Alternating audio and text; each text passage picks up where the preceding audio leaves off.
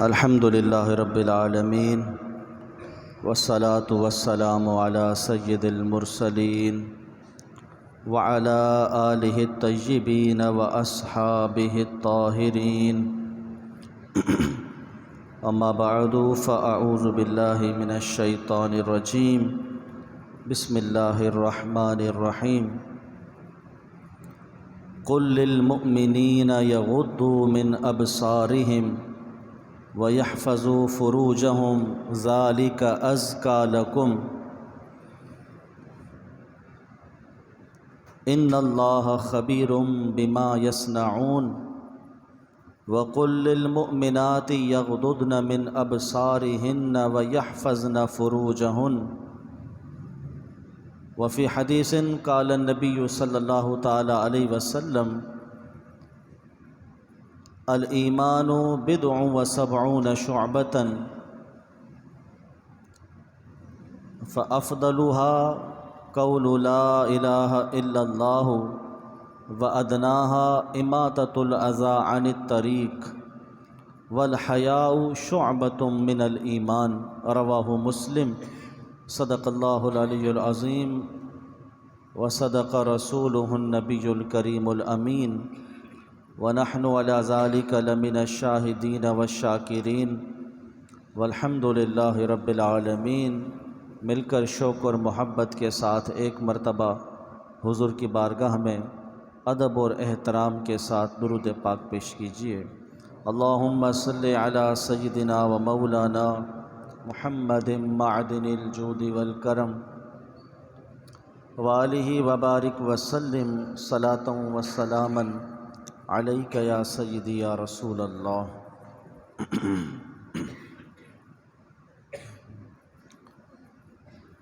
قرآن مجید فرقان حمید سے ایک آیت سورہ مؤمنون کی آپ کے سامنے تلاوت کی ہے اور مسلم شریف کی ایک حدیث پاک آپ کے سامنے پیش کی ہے۔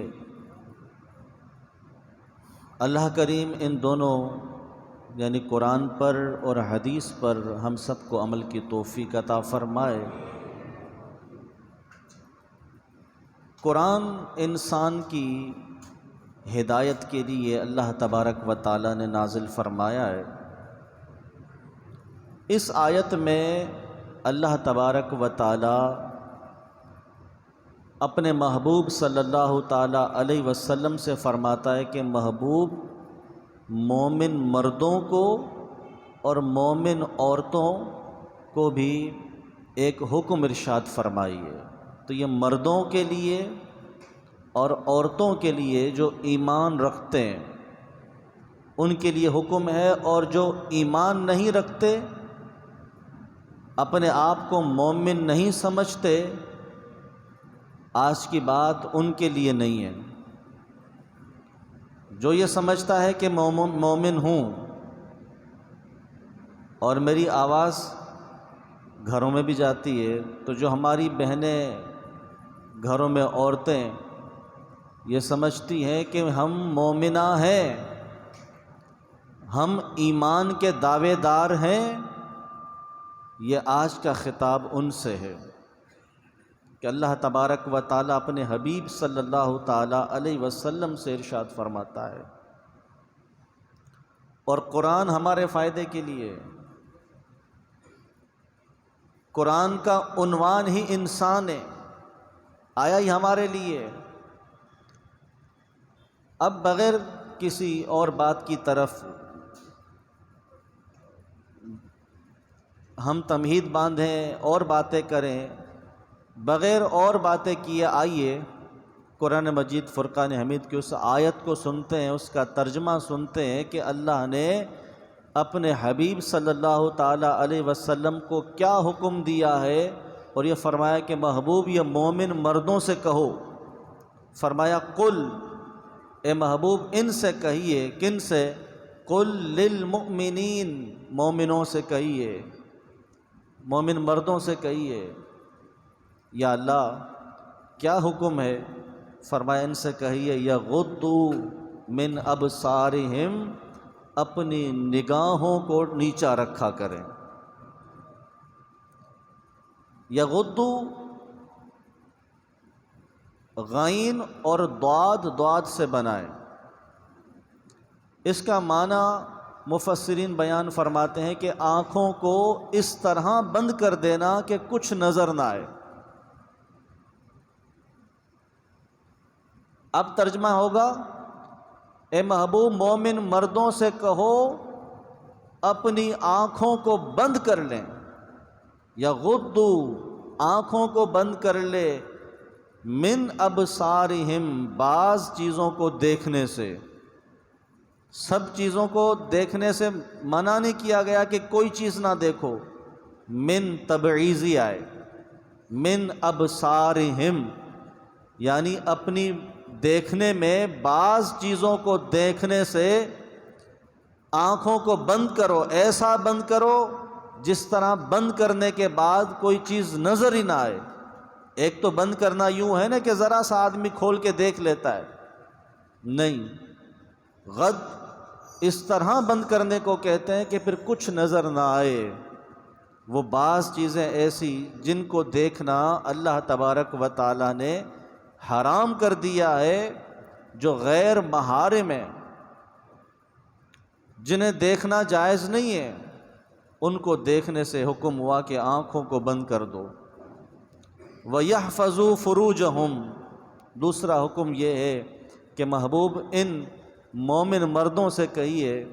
اب سرکار صلی اللہ تعالی علیہ وسلم کا خطاب تو صحابہ سے تھا، حضور کے سامنے صحابہ موجود تھے، لیکن قرآن جو ہے وہ قیامت تک آنے والے ہر مومن کے لیے، ہر اس کے لیے جو کہتا ہے میں ایمان والا ہوں. یہ حکم سب کو ہے، اس لیے مؤمنین کہا، صحابہ نہیں کہا کہ صحابہ سے کہیے، فرمایا مومنین سے کہیے، کیونکہ آپ کے بعد بھی ایمان کے دعوے والے ہوں گے تو ان کی پہچان پھر اس سے ہوگی کہ اپنی آنکھوں کو نیچا رکھتے ہیں یا نہیں، یا صرف نام کے ایمان والے ہیں. دوسرا حکم بھی دیجئے، دو حکم دیے. وَيَحْفَظُوا فُرُوجَهُمْ اے محبوب ان سے کہیے اپنی شرم گاہوں کی حفاظت کریں. پھر فرمایا کہ ہو سکتا ہے کہ یہ دو باتیں سن کر یہ پریشانی میں مبتلا ہوں کہ یہ کیسے ہوگا، تو بڑا مشکل کام ہے. اللہ جل جلالہ فرماتا ہے ذالک ازکیٰ لکم، یہ ان کے لیے بڑا بہترین اور ان کی زندگی کے لیے ستھرا عمل ہے اگر اس پر یہ عمل کر لیتے ہیں. ان اللہ خبیر بما یصنعون، بے شک اللہ خبردار ہے ان تمام چیزوں سے جو وہ کرتے ہیں.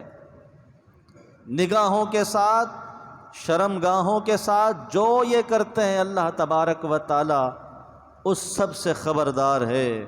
یہ تو مومن مردوں سے حکم ہے. پھر اسی سے متصل اگلی آیت میں اللہ تعالیٰ نے تفصیلاً عورت کے بارے میں حکم ارشاد فرمایا، اور فرمایا وقل، اور محبوب للمؤمنات ایمان والی عورتوں سے بھی کہیے، یغضضن من ابصارہن کہ وہ بھی بہت ساری چیزوں میں کو دیکھنے سے اپنی نگاہوں کو پست کر لیں، وہ بھی اپنی نگاہوں کو نیچا کریں. وَيَحْفَظْنَ فُرُوجَهُنَّ اور وہ مومن عورتیں جو ایمان کا دعویٰ رکھتی ہیں اپنی شرم گاہوں کی حفاظت کریں. دو حکم ہیں، اور دونوں حکم مردوں سے بھی ہیں اور عورتوں سے بھی ہیں. یہ نہیں کہ گھر کا مرد یہ سوچے کہ بس میری عورت، میری گھر والی جو ہے وہ پاک دامن ہو، وہ کہیں نظر نہ اٹھائے، بلکہ یہ حکم مردوں کو بھی ہے. اور ذرا اور بات کھولیے تو آیت کی ترتیب دیکھیں، پہلے مردوں کو حکم ہے پھر عورتوں کو حکم ہے. کہ جس گھر کا مرد اپنی نگاہ کی حفاظت کرتا ہوگا اور جس گھر کا مرد اپنی شرم گاہ کی حفاظت کرتا ہوگا، اس کی عورت میں جرت نہیں ہے کہ وہ اپنی نگاہ کہیں اٹھا سکے. جہاں مرد کمزور ہوتا ہے پھر وہاں پر عورتوں میں کمزوری پیدا ہوتی ہے، کیونکہ وہ جانتی ہیں کہ یہ یوں کہہ لو کہ یہ بھی ہمارا ہی بھائی ہے، یہ بھی اسی کشتی کا سوار ہے جس میں ہم ہیں، تو پھر یہ ہمیں کچھ کہنے والا نہیں ہے۔ یہی وجہ ہے کہ آج مرد اپنی عورتوں کے ساتھ بیٹھ کر بے حیائی کی فلمیں دیکھتا ہے، ڈرامے دیکھتا ہے، اور ایک حیا سوز جو شرم و حیا سے عاری ہو ایسی ویڈیوز دیکھتا ہے۔ جب مرد خود بیٹھ کر دیکھتا ہے تو پھر عورت اس سے بڑھ کے دیکھتی ہے، اس کے ساتھ بھی دیکھتی ہے، اس کی غیر موجودگی میں بھی دیکھتی ہے۔ لیکن اگر مرد کے اندر حیا ہوتی اور مرد کے اندر شرمگاہ کی حفاظت کا جذبہ ہوتا تو عورت کبھی اس طرف نہ بڑھتی۔ اللہ تبارک و تعالیٰ نے اس ترتیب سے اس کو بیان فرمایا، اور وہ حدیث پاک سرکار صلی اللہ علیہ وسلم نے ارشاد فرمایا کہ ایمان کے 70 سے زیادہ شعبے ہیں، 70 سے زیادہ حصے ہیں، 70 بھی کثرت بیان کرنے کے لیے، یعنی ایمان ہر جگہ پر، ہر شعبے میں، تمہاری زندگی کے ہر مرحلے میں ایمان کے تقاضے موجود ہیں۔ سب سے بڑا تقاضا ایمان کا کیا ہے کہ لا الہ الا اللہ، آپ یہ کہیں، توحید کی گواہی دیں، اللہ وحدہ لا شریک ہے، وہی عبادت کے لائق ہے، کوئی اور عبادت کے لائق ہے ہی نہیں۔ یہ ایمان کا اعلیٰ درجہ ہے۔ اور ایمان کا ادنا درجہ یہ ہے، یہ بھی ایمان میں سے ہے کہ اماطۃ الاذی عن الطریق، راستے سے کسی تکلیف دہ چیز کو ہٹا دو، یہ بھی ایمان کا حصہ ہے۔ کوئی پتھر ہے، آپ سمجھتے ہیں گزرنے والے کو ٹھوکر لگے گی، کوئی گڑھا کھدا ہوا ہے، آپ سمجھتے ہیں گزرنے والے پریشان ہوتے ہیں، اس میں مٹی ڈال دی، کھڈے زیادہ ہو رہے ہیں، اس کو سیدھا کروا دیا، کوئی کانٹے پڑے ہیں، کوئی کیل پڑے ہیں کہ گزرنے والا پریشان ہوگا، اس تکلیف کو راستے سے ہٹا دینا، یہ بھی اس کے ایمان کا تقاضا ہے، اور اللہ کریم اس پر بھی اسے اجر عطا فرماتا ہے کہ اس نے مومنوں کے لیے راستہ ہموار کیا، آسانیاں پیدا کی، اور جو راستے بند کریں، مومنوں کو پریشان کریں، یا پھر بلند بلند آوازوں سے بڑے بڑے اسپیکروں کو چلا کر پورے گلی محلے کو پریشان کریں، ایک راستے سے پتھر ہٹانا کس سے تکلیف ہوگی، باعث اجر ہے، تو پتھر اس لیے رکھ دینا کہ یہاں سے گزرنے والا ٹھوکر کھائے، گناہ ہے۔ تو جو اتنے بڑے بڑے آواز لگائیں گلی محلے میں، بڑے بڑے ساؤنڈ سسٹم لگائیں، یا پھر بلا وجہ کناتے لگا کے پوری گلی کو، پورے رستے کو بند کر دیں، شریعت اس کی بھی اجازت نہیں دیتی، یہ بھی قطعاً جائز نہیں ہے۔ یا پھر روڈوں کو بند کر دیا جائے تو قطعاً اس کی بھی اجازت نہیں ہے۔ میرے آقا صلی اللہ تعالی علیہ وسلم نے فرمایا کہ ایمان ہر جگہ پر تمہاری رہنمائی کرتا ہے۔ اب ایمان کا ادنا، ایمان کا اعلیٰ اور ایمان کا ادنا دونوں حصے بیان کر دیے کہ ذرا سی نیکی کر لو، یہ بھی ایمان ہے۔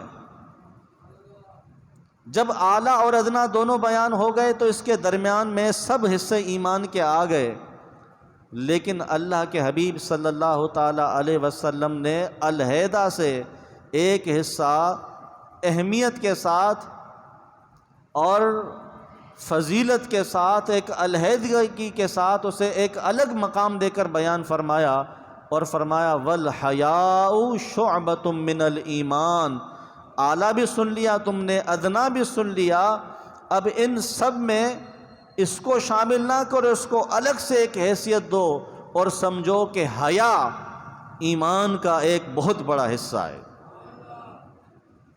کہ جس کے اندر حیا نہیں ہے اس کا ایمان نہیں ہے، اس کا ایمان ناقص ہے۔ میرے آقا صلی اللہ تعالی علیہ وسلم سب سے زیادہ حیا والے تھے۔ روایات میں آتا ہے کہ کنواری لڑکی بھی اتنی حیا والی نہیں ہوتی جتنی حیا اللہ نے اپنے محبوب صلی اللہ علیہ وسلم کو عطا فرمائی تھی۔ اب ہم غور کریں کہ ہم کتنی حیا سوز باتیں کرتے ہیں، گالی گلوچ، فحش باتیں، اشارتاً، کنایتاً، صراحتاً، کس طرح کی ہماری گفتگویں ہیں، کس طرح کی ہماری جلوتیں ہیں، کیا یہ ہم کہہ سکتے ہیں کہ یہ حیا والی ہیں یا بے حیائی پر مبنی ہے؟ میرے آقا صلی اللہ تعالی علیہ وسلم نے جو حکم دیا کہ مومن مردوں کو اور مومن عورتوں کو اللہ کریم فرماتا ہے کہ اپنی نگاہوں کو پست کریں۔ پہلا حکم کیا ہے؟ نگاہوں کو پست کریں، نیچا رکھیں۔ دوسرا حکم کیا ہے؟ شرمگاہوں کی حفاظت کریں۔ پہلا حکم کیا ہے؟ نگاہوں کو نیچا رکھیں۔ دوسرا حکم شرمگاہوں کی حفاظت، اور دونوں کو دیا، مردوں کو بھی اور عورتوں کو بھی۔ یہاں ایک نقطہ تو میں نے بیان کیا کہ پہلے مردوں کو حکم ہے، پھر عورتوں کو، کہ مرد ان دو چیزوں پر عمل کر لے گا تو اس کی عورت بھی کرے گی۔ ایک نقطہ اس کے اندر اور ہے، وہ یہ کہ پہلا حکم کیا ہے؟ نگاہوں کو نیچے رکھو۔ دوسرا شرمگاہوں کی حفاظت کرو۔ معلوم ہوا کہ نگاہوں کو نیچا رکھنا مقدم ہے۔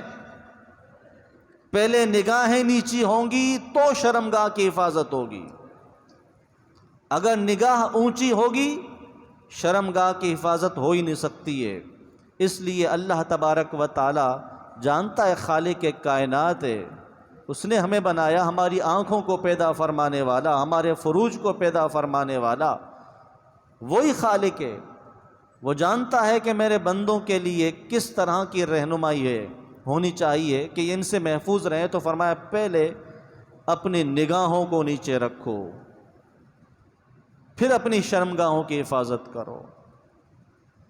اب فروج کا تعلق جو ہے اس کا مطلب ہوتا ہے شرمگاہ، ویسے تو اس کا اور مطلب بھی ہے، لیکن عرف میں اور جو عام معنی ہے اس کا وہ یہ ہے اپنے ستروں کی حفاظت کرو۔ ایک مطلب محدثین نے یہ بھی بیان کیا۔ اب مرد کا ستر کیا ہے، عورت کا ستر کیا ہے؟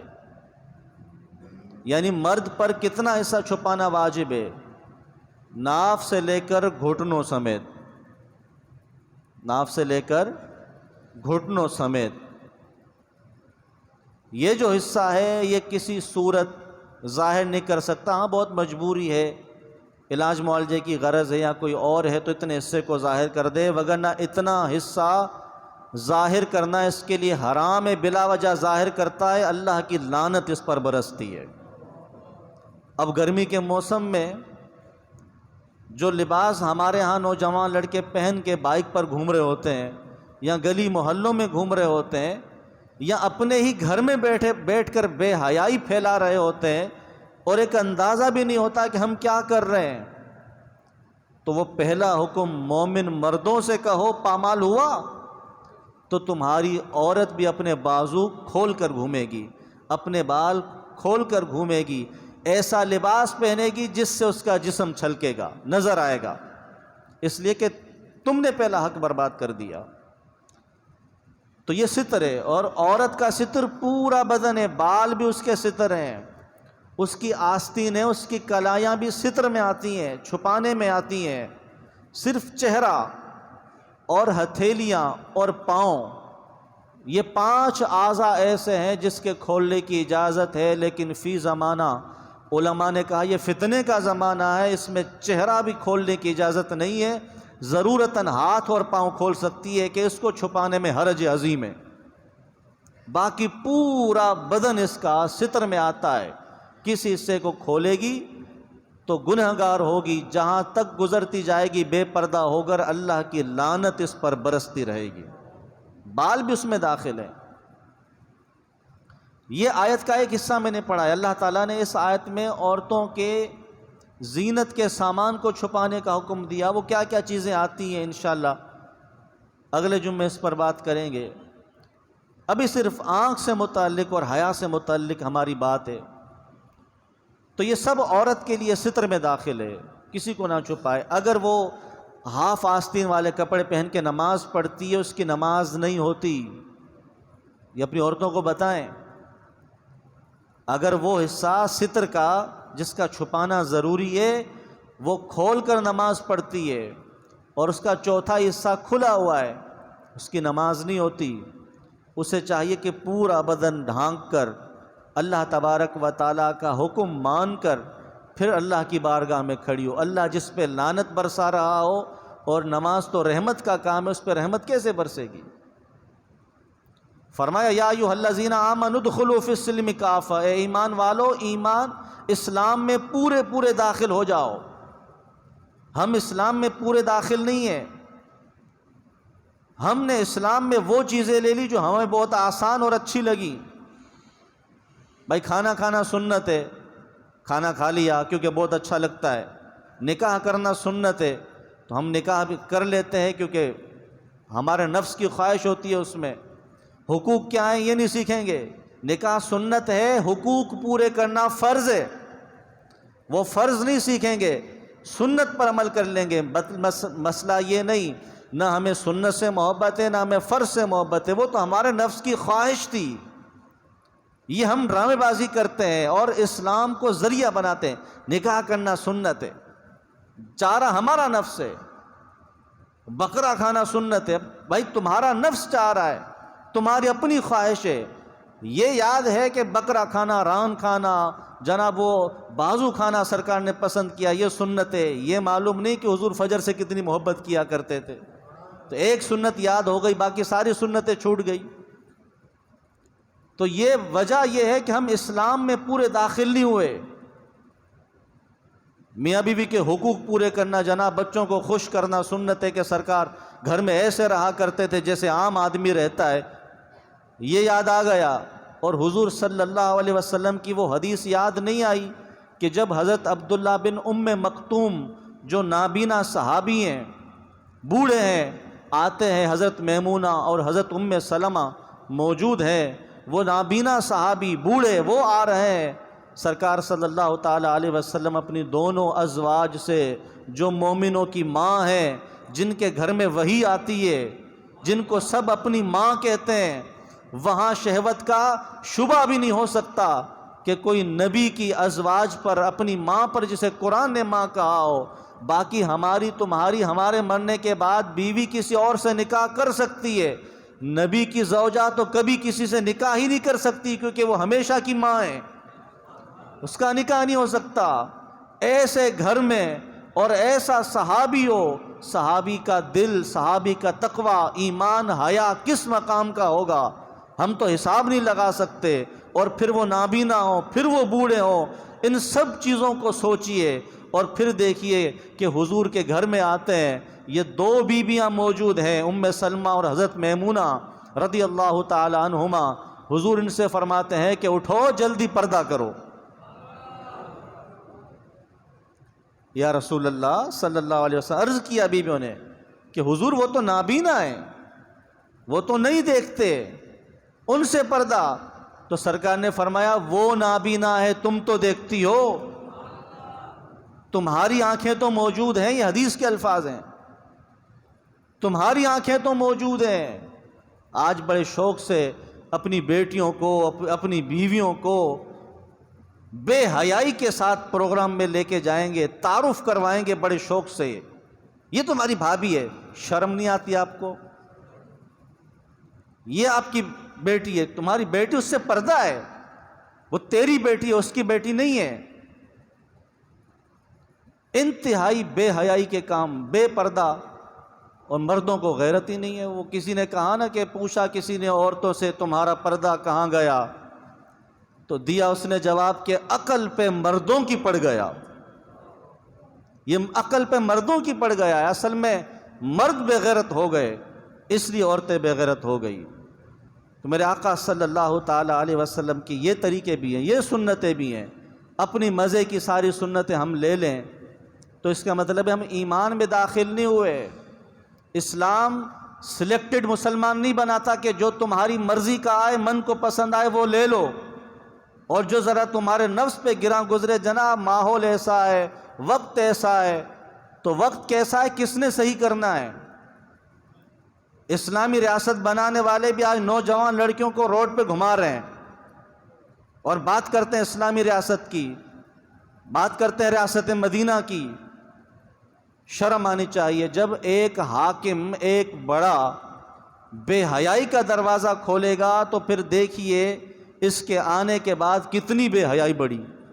عورتیں کس قدر باہر نکلیں، کس قدر عورتوں نے اپنے مردوں کو ذلیل و رسوا کیا، تو بڑا جب تک نہیں مانے گا، جب تک وہ سنت پر نہیں آئے گا، تو ہمارے جو نیچے ہیں وہ سنت پر نہیں آ سکتے۔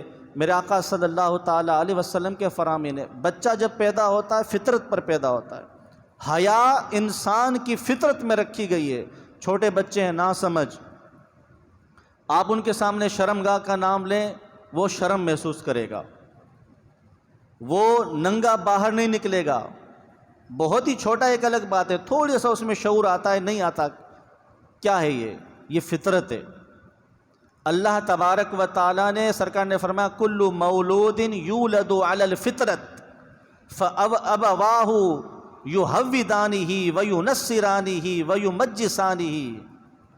سرکار نے فرمایا ہر بچہ فطرت پر پیدا ہوتا ہے، اس کا کالا منہ اس کے ماں باپ کرتے ہیں، یا تو اس کو نصرانی بنا دیتے ہیں، یا اس کو عیسائی یہودی بنا دیتے ہیں، یا اس کو مجوسی بنا دیتے ہیں۔ کیسے بنتا ہے وہ؟ فطرت سے کیسے ہٹتا ہے؟ ماحول کی وجہ سے، تربیت کی وجہ سے۔ وہ دیکھتا ہے کہ میرے ماحول میں کیا ہو رہا ہے، اس کے اندر اللہ نے فطری حیا رکھی تھی، وہ حیا اس سے نکل جاتی ہے، کیونکہ اس نے اپنے ماں کو کبھی حیا کرتے دیکھا ہی نہیں ہے، کبھی باپ کو شرم کرتے دیکھا ہی نہیں۔ اس نے یہی دیکھا کہ میرا باپ اس طرح کی گفتگو کرتا تھا، بچہ بھی وہی کرے گا، میرا باپ اس طرح کا پہنتا تھا، بچہ بھی وہی پہنے گا، میرا باپ میری ماں کو اس طرح گھماتا تھا، لے جاتا تھا بے حیائی کے ساتھ، وہ اپنی بیوی کو ویسے ہی گھمائے گا۔ یہ حدیث پاک ہے، سرکار نے فرمایا بچہ فطرت پہ پیدا ہوتا ہے، اس کا کالا منہ اس کے ماں باپ کرتے ہیں، یا تو اس کو یہودی بنا دے۔ اب یہودی تو یہاں کوئی نہیں بنائے گا، سارے طریقے یہودیوں والے ڈال دے گا، نصرانی نہیں بنائے گا عیسائی، لیکن سوچ ان والی ڈال دے گا، مجوسی نہیں بنائے گا لیکن طریقہ کار ان والا ڈال دے گا۔ تو یہ ماں باپ کا اس کے اندر بڑا دخل ہے، با حیا بننے کی ضرورت ہے۔ اب ہم با حیا ہوں گے، ہم فحش چیزوں سے نفرت کریں گے، تو ہماری اولادیں اور ہماری بیویاں بھی اسی طرف آئیں گی۔ میرے آقا صلی اللہ تعالیٰ علیہ وسلم نے یہی ہمیں حکم ارشاد فرمایا، جب انسان فطرت سے ہٹتا ہے تو مجھے بتائیے انسان میں اور جانوروں میں کیا فرق ہے؟ کسی جانور کو دیکھا پردہ کرتے ہوئے؟ مسلمان ہے، کافر ہے، ہندو ہے، قطع نظر اس کے کسی کو بھی نہ دیکھیں، آپ ایک انسان کو کھڑا کریں اور ایک گدھے کو، ایک کتے کو اور کسی نجس جانور کو کھڑا کریں یا حلال جانور کو کھڑا کریں، آپ دونوں میں فرق کیسے کریں گے؟ سب سے بڑی پہچان تو یہی ہے نا کہ یہ اپنے ستر کو ڈھانپے ہوئے ملبوس ہے، لباس میں ہے اور وہ ننگا ہے۔ اب اللہ نے ہمیں اشرف المخلوقات بنایا اور ہم جانور بننے کے چکر میں، اللہ تعالیٰ نے ہمارے اندر حیا رکھی اور ہم بے حیا بننے کے چکر میں۔ تو انسان فطرت سے ہٹتا ہے، جب بھی فطرت سے ہٹے گا تو بتائیے انسان ہونے میں شرف تھا نا، جانور ہونے میں تو نہیں۔ تو ہم شرف سے خود ہی اپنے آپ کو گرا دیتے ہیں، جب شرف سے گراتے ہیں تو دوسرا نام پھر ذلت اور رسوائی کا ہے۔ میرے آقا صلی اللہ تعالی علیہ وسلم نے فرمایا النظر سہم من سہام ابلیس، نظر ابلیس کے تیروں میں سے ایک تیر ہے، جب وہ تیر کا وار کر دیتا ہے تمہاری نظر کو کھلا کر دیتا ہے تو پھر یہ اس کا تیر چل جاتا ہے، جب اس کا تیر چلتا ہے تو تم اس کے زخم سے، اس کی وجہ سے زخمی ہوتے ہو، پھر ابلیس کے مریض بن جاتے ہو، ابلیس جس طرح چاہے پھر تمہارا علاج کرے۔ تو فرمایا نظر ابلیس کے تیروں میں سے ایک تیر ہے۔ تو بھائیوں نظر کی حفاظت سب سے پہلی چیز ہے، غیر محارم کی طرف نظر نہ اٹھائیں، ننگی عورتوں کی طرف نظر نہ اٹھائیں۔ آج تربیت کی بات ہم کر رہے تھے کہ بچہ فطرت پر پیدا ہوتا ہے، ماحول اور تربیت سے بگڑتا ہے وہ، تو صرف ماں باپ ہی نہیں، آج سوشل میڈیا جو ہم ہاتھوں میں لے کر یہ موبائل فون کی صورت میں گھوم رہے ہیں، اس نے انسان کی تربیت انسان کو انسان سے نکال کے درندہ بنا دیا۔ حیا کا جنازہ نکلا اور کسی نے نماز جنازہ پڑھنا بھی گوارا نہیں کی، ایسے پھینکا جیسے کسی مردود کو پھینکا جاتا ہے۔ آج حیا کو ایسے پھینک دیا گیا ہے۔ وجہ اس کی بہت بڑی، ساری تربیت جناب سوشل میڈیا سے ہو رہی ہے۔ کس بچے کو سمجھانا ہے تو یوٹیوب سے سمجھانا ہے، اور کچھ سیکھنا ہے تو اس سے سیکھنا ہے۔ کتابیں چلی گئی، علماء کی صحبت چلی گئی، والدین کا بچوں کی تربیت کرنا خود چلا گیا۔ پھر بچے ہوتے ہیں وہ کہاں سے کہاں، کہیں سے کہیں نکل جاتے ہیں، پھر ان کا ذہن بنتا ہے۔ نظر پہلا تیر ہے، حدیث پاک ہے۔ تو کیا یہ نظر ہمارے موبائل فون پہ نہیں جاتی؟ کیا ہمارے خیالات کو برانگیختہ نہیں کرتی؟ کیا ہمارے جذبات نہیں ابھرتے اس سے، ایسی چیزوں کو دیکھنے سے؟ تو یہ نظر پہلی چیز ہے، اپنا دیکھنا پاک کرو۔ ایک بات ہمیشہ یاد رکھیں، ہمارا عمل تب تک پاک نہیں ہو سکتا جب تک ہماری سوچ پاک نہیں ہو سکتی، اور سوچ اس وقت تک پاک نہیں ہو سکتی جب تک ہمارا دیکھنا پاک نہیں ہو سکتا، کیونکہ آپ کے خیالات آپ کے دیکھنے سے پیدا ہوتے ہیں، آپ کے سننے سے پیدا ہوتے ہیں۔ اب آپ کچھ سن رہے ہیں، آپ کے خیالات وہی ہیں۔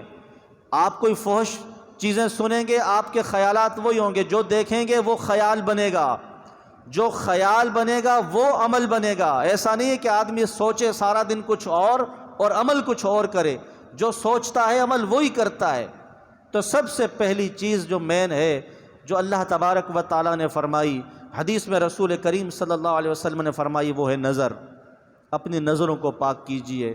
ایسی چیزیں دیکھتے ہیں تو اس سے توبہ کیجئے اللہ کی بارگاہ میں۔ فحش چیزوں کو پھیلانے سے توبہ کیجئے، یہ گناہ جاریہ ہے۔ آپ نے اپنی ڈی پی پر، آپ نے اپنی فیس بک پر ایک غیر محرم کی، ایک فحش عورت کی تصویر لگائی کیسے ہے؟ آپ ایمان کا دعویٰ کرتے ہیں۔ ایمان والوں سے تو اللہ تعالیٰ یہ فرما رہا ہے، آپ کون سے مومن ہیں، میں کون سا مومن ہوں؟ ہر آدمی اپنے گریبان میں جھانکے۔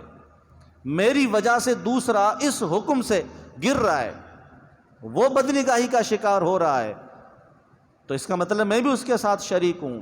سیدنا عمر فاروق اعظم رضی اللہ تعالیٰ عنہ کے دور میں، بس آخری بات ہے، حضرت ابو عبیدہ بن جراح سپہ سالار، اس وقت گورنر شام تھے، اور آپ نے رومیوں کے ایک قلعے کا محاصرہ کر لیا۔ کئی دن تک وہ محاصرہ چلا، قلعہ فتح نہیں ہو رہا تھا، وہ بھی ہار نہیں مان رہے تھے، مسلمان محاصرہ کیے ہوئے تھے، کئی دنوں سے اپنے گھروں سے دور، اپنی ازواج سے دور، کھانے پینے سے دور محاصرہ کیے ہوئے ہیں، اور ان کے سپہ سالار حضرت ابو عبیدہ بن جراح رضی اللہ تعالیٰ عنہ، فاروق اعظم کے دور کی بات ہے۔ اب انہوں نے دیکھا، جو اندر رومی تھے، انہوں نے دیکھا کہ مسلمان یہاں سے جانے والے نہیں ہیں، اور وہ پھنس گئے تھے، تو انہوں نے سوچا کہ اب ہم مسلمانوں کو چکمہ دیتے ہیں۔ چکمہ دینے کی صورت انہوں نے یہ اختیار کی کہ ہم باہر جا کر دو چار لوگوں کو بھیجتے ہیں، اور جا کر ان سے بات کرے کہ بھائی ہم نے ہتھیار ڈال دیے، آپ اندر آئیں اور آ کر قلعے پر آپ قبضہ کر لیجئے، ہماری جان بخشیے، ہم لڑنا نہیں چاہتے، ہم نے ہتھیار ڈال دیے۔ بہت دن گزر گئے، تو انہوں نے چال کیا تھی؟ چال یہ تھی، انہوں نے کہا کہ قلعے کا دروازہ جیسے کھلے گا تو بیچ کا جو رستہ ہے بازار کا، جہاں بازار لگا کرتا تھا قلعے میں، وہاں پر نوجوان خوبصورت عورتوں کو زیب و آرائش کرا کے بٹھا دو لائن سے۔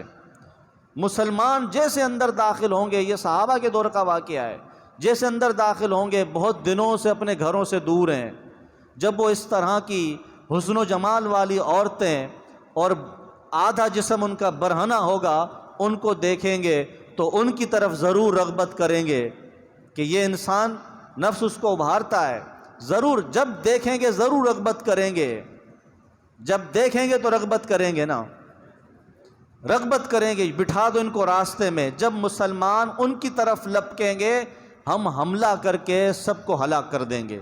عورتوں کو سمجھا دیا گیا کہ تم لوگ کیا کرنا ہے، بٹھا دیا گیا۔ یہاں پر جب یہ پیغام آیا حضرت ابو عبیدہ بن جراح رضی اللہ تعالیٰ عنہ کے پاس، تو اگرچہ وہ یہ تو نہیں جانتے تھے کہ اندر کیا ہو رہا ہے، لیکن اچانک سے ہار مان لینا ذرا تشویشناک تھا۔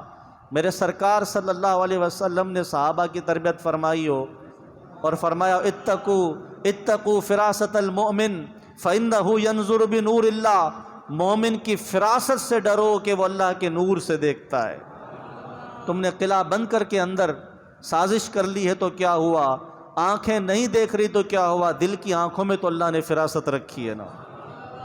آپ سمجھ گئے کہ کوئی بات ہے، تو آپ نے تمام سپاہیوں کو جمع فرمایا اور خدا کی قدرت دیکھیے، جمع فرما کر ان سے واعظ کیا کیا، ان سے واعظ کرتے ہیں کہ اے سپاہیوں، اللہ قرآن میں فرماتا ہے قُل لِّلْمُؤْمِنِينَ يَغُضُّوا مِنْ أَبْصَارِهِمْ وَيَحْفَظُوا فُرُوجَهُمْ، اے محبوب ان مومنوں سے کہو کہ اپنی نگاہوں کو پست رکھیں اور اپنی شرمگاہوں کی حفاظت کریں۔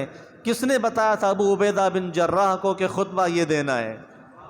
یہ خطبہ سنا کہ کچھ بھی ہو جائے تم نے ادھر ادھر نگاہ نہیں کرنی، تم نے سیدھا قلعے کی طرف رخ کرنا ہے۔